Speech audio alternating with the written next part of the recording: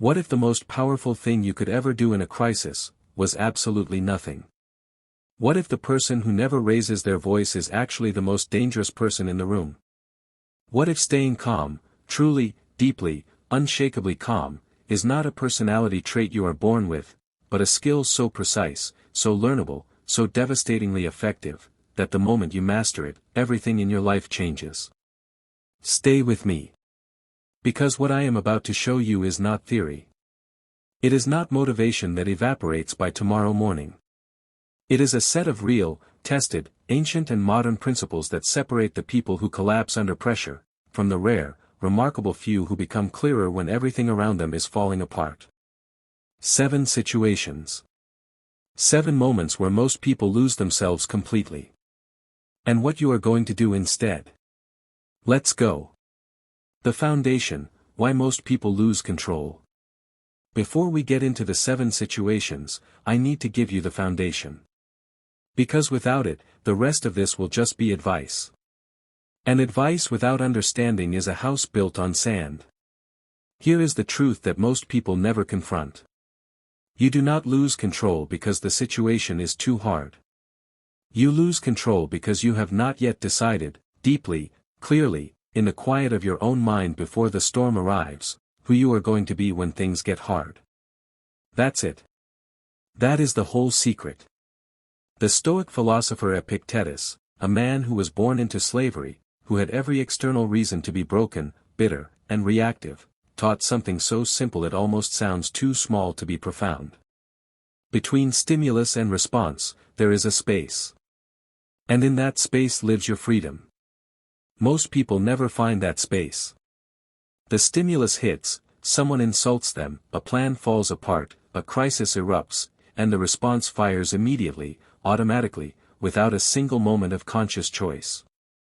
They react. They collapse. They say the thing they cannot unsay. They make the decision they spend years regretting. But the person who has found that space, they are a different creature entirely. They feel the stimulus. They feel the heat of it, the pressure of it, the very human pull of it. And then, in that fraction of a moment that most people sprint through without noticing, they choose. That choice is what this script is about. That choice is what separates the 7 situations that follow into 2 very different outcomes. Let's begin. Situation 1, when someone publicly humiliates you. It happens without warning. You are in a meeting, at a family gathering, in a group of friends, and someone says something designed to diminish you. To make you look small. To draw a laugh at your expense or establish their dominance at the cost of your dignity. Every eye in the room turns to you. And every nerve in your body screams, respond. React. Defend yourself. Hit back. Let me tell you about a man named Richard. Richard was a senior manager at a firm where his director had a habit of making cutting remarks in public. One afternoon, in a meeting of 12 people, the director looked at Richard's presentation and said, loudly, with a smirk, "Did your intern put this together, Richard? Because it reads like it." The room went quiet. Richard felt the heat rise to his face. He felt the anger, the humiliation, the desperate urge to either crumble or retaliate. But Richard had been studying something. He had been practicing something. And in that charged, horrible silence, he found the space. He looked at his director calmly. He let 3 full seconds pass.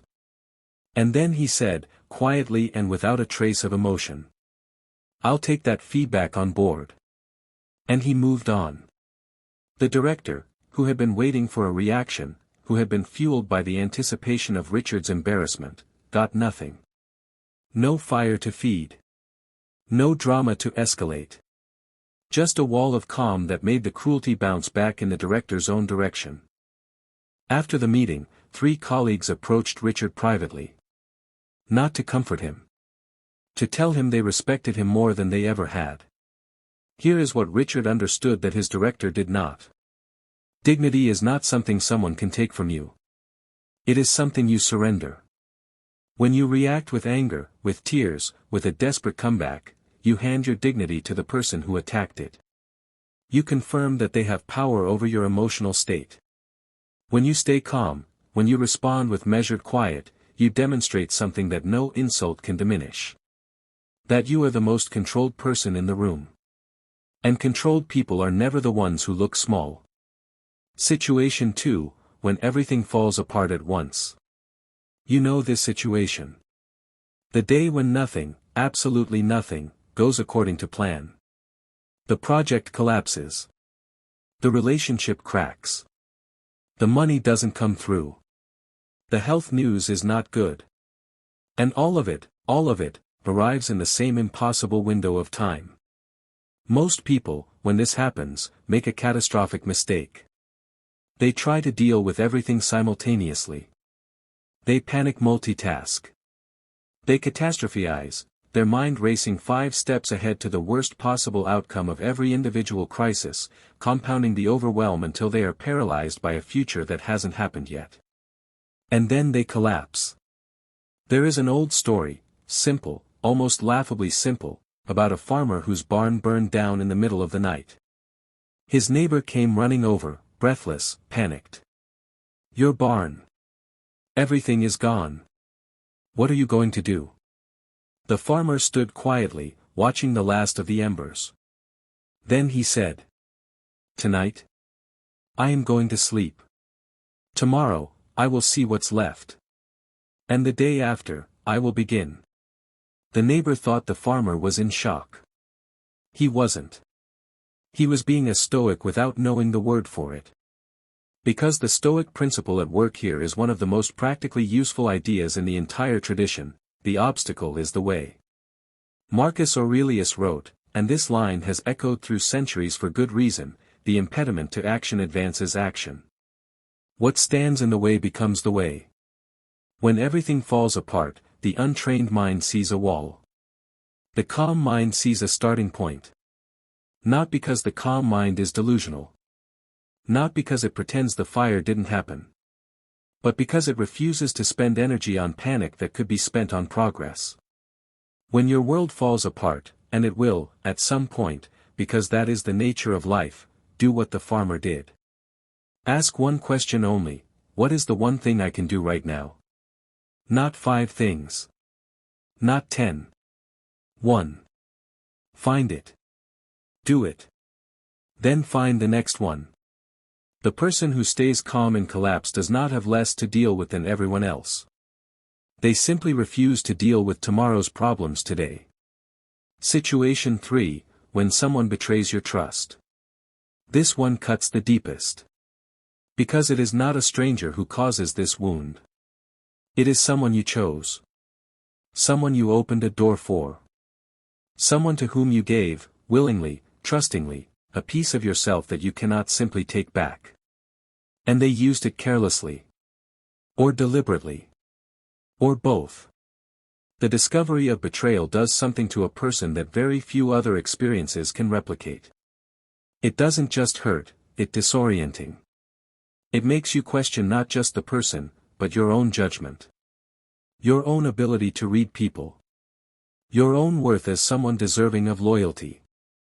And the temptation, the temptation, is to burn it all down. To say every word you have never said. To expose, to retaliate, to make sure they feel even a fraction of what you feel right now. Let me tell you about a woman named Isabel. Isabel discovered that her closest friend of 9 years had been sharing her most private struggles, things told in the sacred confidence of deep friendship, with a circle of mutual acquaintances. For laughs. For gossip. For social currency. When Isabel found out, something cold and clear moved through her. She did not call the friend immediately. She did not fire off a message. She sat with it for 2 days, not in denial, not in avoidance, but in deliberate, purposeful stillness. She let herself feel the full weight of it. And then she decided, with extraordinary calm, exactly what she was going to say and what she was going to do. When she finally spoke to her friend, there was no shouting. No tears. No dramatic speech. She said, "I know what you did. I want you to know that I know. And I want you to know that I am choosing to remove you from my life, not in anger, but because my peace matters more to me than this friendship. And she left. No door slam. No final words designed to wound. Just a clean, dignified, irreversible exit. Here is what Isabel understood. Betrayal reveals character, theirs and yours. How you respond to being betrayed tells the world, and more importantly, tells yourself, exactly who you are when tested at the deepest level. Burning it down feels powerful in the moment. But it chains you to the betrayal. It keeps you inside the story as a participant in the drama rather than allowing you to step above it as someone who chose dignity over destruction. The Stoics called this apatheia, not apathy in the modern sense, but the absence of irrational, destructive emotional reaction. The ability to feel the wound fully and still choose the response that serves your highest self. You are allowed to be hurt. You are not required to be chaotic. Situation 4, when you are under enormous pressure to perform. The presentation is tomorrow. The interview is in an hour. The performance is tonight. The decision lands on your desk and 20 people are waiting for your answer. Pressure is a strange and fascinating thing. It does not create weakness. It reveals it. And it reveals strength too, in the people who have done the invisible work of preparing not just their skills, but their mind. There is a phrase that has been attributed to various coaches, military leaders, and philosophers across history, and it goes like this. Under pressure, you don't rise to the occasion. You fall to the level of your training. Read that again. You fall to the level of your training. Which means that calm under pressure is not something you summon in the moment. It is something you have been building, quietly, daily, in all the small moments that didn't seem to matter, long before the moment arrived. There is a story told about a young concert pianist named Marcus who suffered from severe performance anxiety. Before every recital, he would spiral, heart racing, hands shaking, mind flooding with every possible mistake. His teacher, an old man who had performed on the world's greatest stages, gave him advice that changed his life. He said, "Marcus, when you sit at that piano, I want you to remember one thing only. You are not there to impress them. You are there to give them something. The moment you shift from performing to giving, the fear becomes irrelevant." Marcus tried it at his next recital. And something extraordinary happened. The moment his intention shifted from seeking approval to offering something, the pressure transformed. It became energy. It became presence. It became the fuel that made the performance not just technically accomplished but genuinely moving. This is the Stoic reframe for performance pressure. Stop asking how will I be judged. Start asking what am I here to give. One question makes you small and frightened. The other makes you large and purposeful. And purposeful people, people with a clear sense of what they are there to offer, do not collapse under pressure. They deliver. Closing of Part 1. We have walked through 4 of the 7 situations together. Public humiliation. Total collapse. Betrayal. Pressure to perform. And in each one, we have seen the same truth emerge from a different angle. Control is not the absence of feeling. It is the presence of choice. The people who stay calm when others collapse are not made of different material than the rest of us. They are not emotionless. They are not superhuman. They have simply practiced, in the quiet, unglamorous, daily work of self-examination, the art of finding the space between stimulus and response. And in that space, they have learned to choose. Welcome back. If you have been with me from the end NBSP, beginning, you already know that this conversation is not about pretending to be unaffected by life. It is not about building walls around your emotions or performing a kind of cold, robotic detachment that passes for strength. It is about something far more powerful than that. It is about the person who feels everything, and still chooses.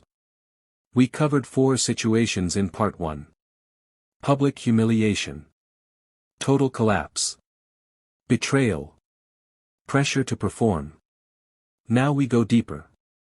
Because the final three situations I am about to walk you through are not the dramatic, obvious crises that announce themselves loudly.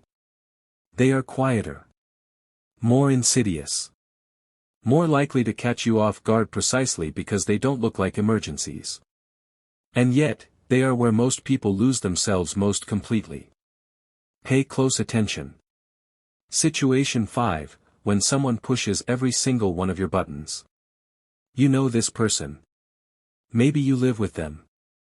Maybe you work with them.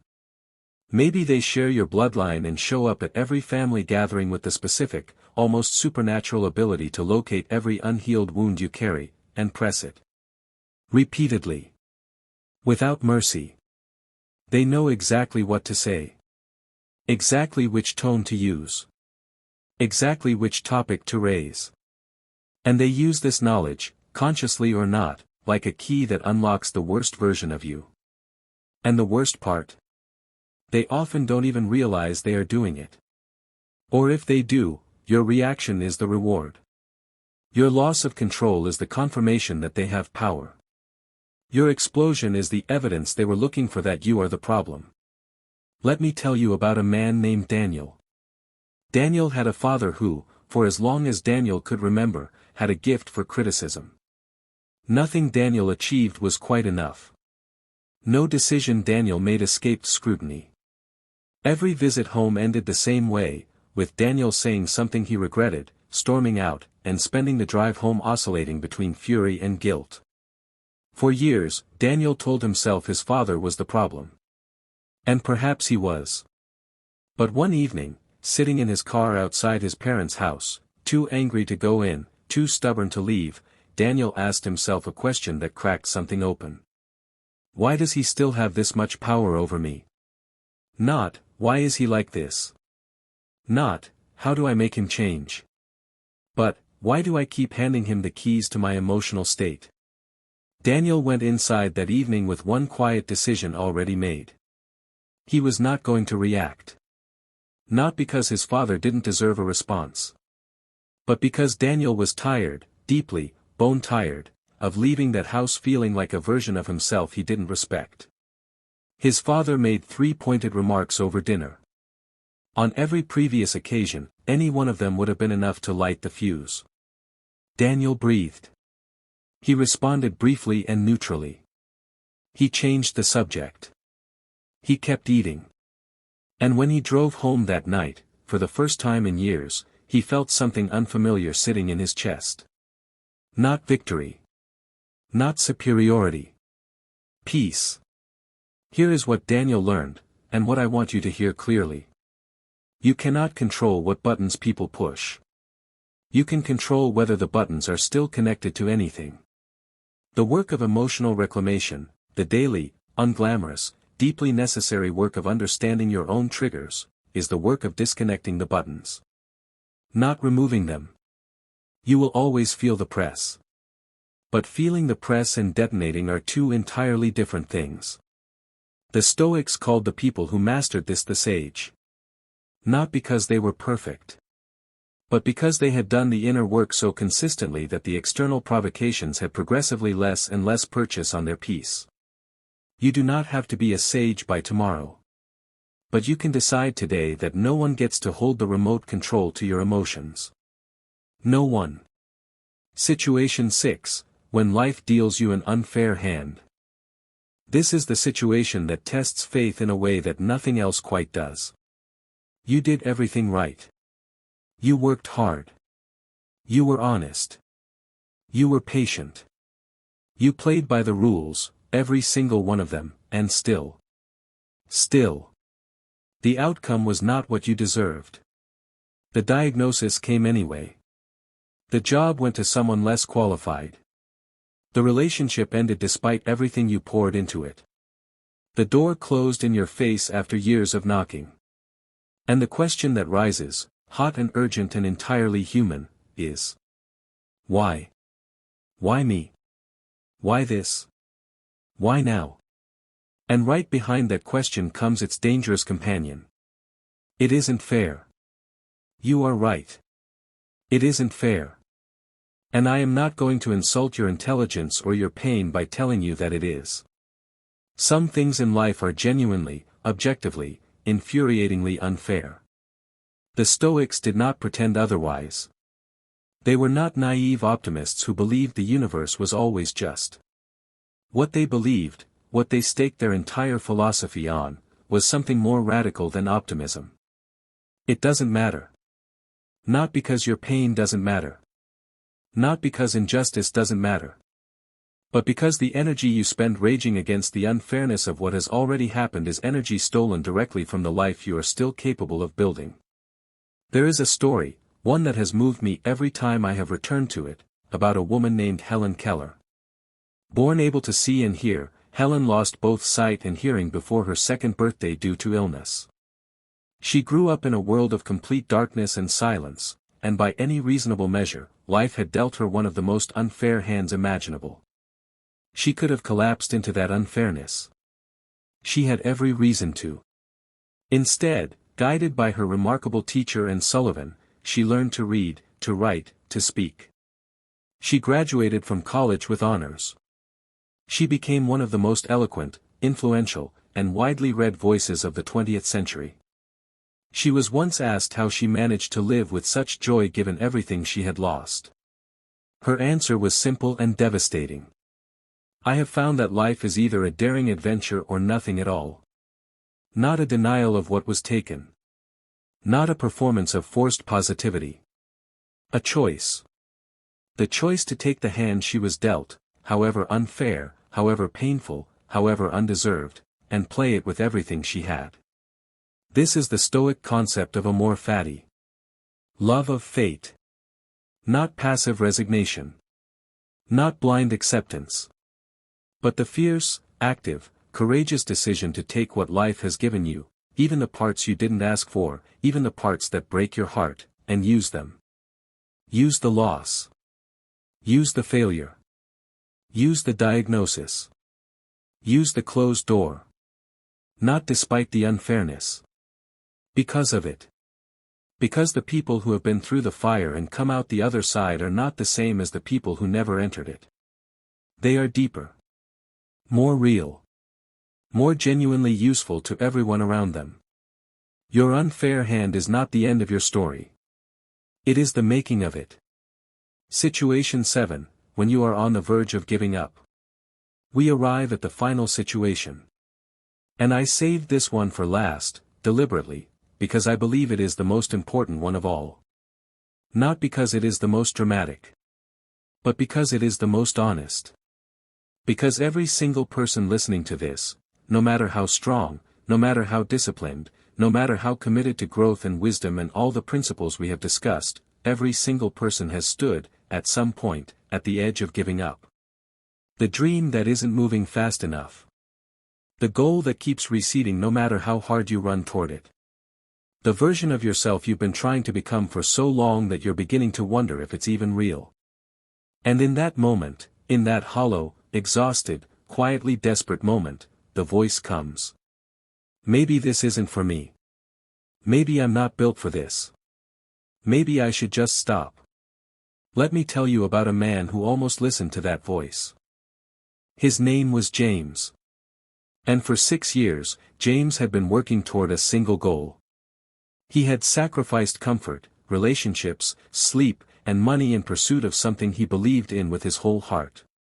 He had failed more times than he could count.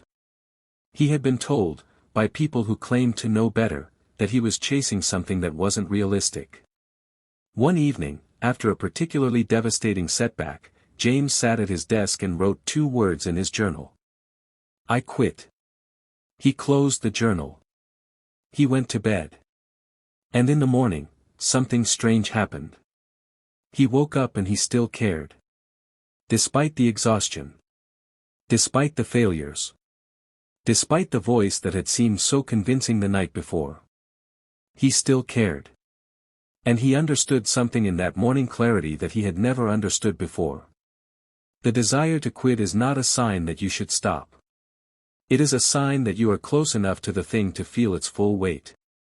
Quitting is easy in the beginning, when the dream is still abstract, still painless, still just an idea you carry lightly.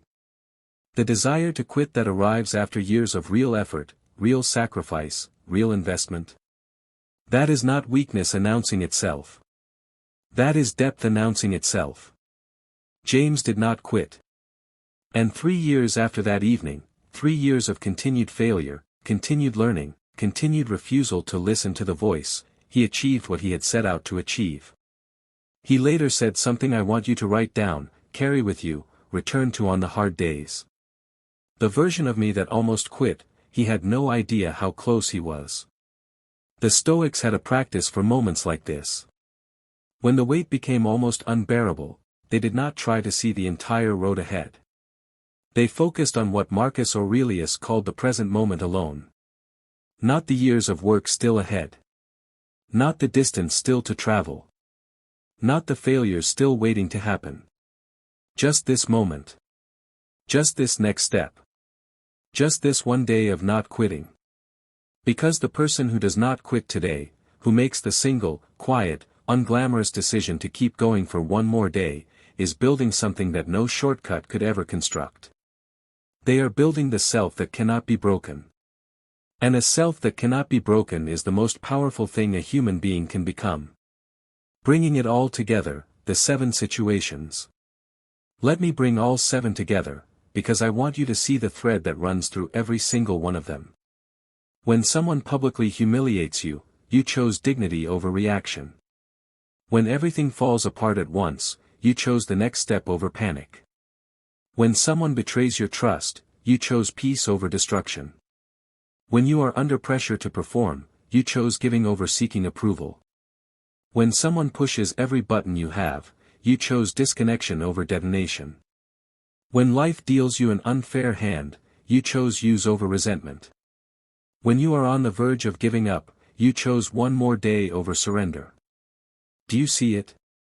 In every situation, the calm person does not have fewer emotions than the person who collapses. They have more choices. They have practiced, in the quiet, ordinary, unsexy daily work of self-examination, the art of pausing before responding. Of feeling without automatically acting. Of being moved without being swept away. This is not a gift some people are born with. This is a practice. And practice, by definition, means you can begin right now. Today. In the very next situation life hands you. You do not have to be perfect. You do not have to get it right every time. Even Marcus Aurelius, the philosopher-emperor who wrote some of the most profound meditations on self-control ever recorded, even he wrote in his private journals about the times he failed. About the moments he reacted when he meant to pause. About the ongoing, imperfect, deeply human work of trying to be better than yesterday. That is all that is asked of you. Better than yesterday. One situation at a time. The final word, what calm actually is. I want to leave you with this. Calm is not cold. Calm is not indifferent. Calm is not the absence of fire. Calm is directed fire. It is passion with a rudder. Emotion with a purpose. Feeling with a destination. The calmest people I have ever encountered, and I mean the genuinely, deeply, unshakably calm, are not people who feel less. They are people who feel more clearly. They feel the anger, and they aim it. They feel the grief, and they honor it. They feel the pressure, and they channel it. They feel the desire to collapse, and they stand anyway. Not because they are superhuman. But because they have decided, clearly, firmly, irreversibly, who they are going to be when the world tests them.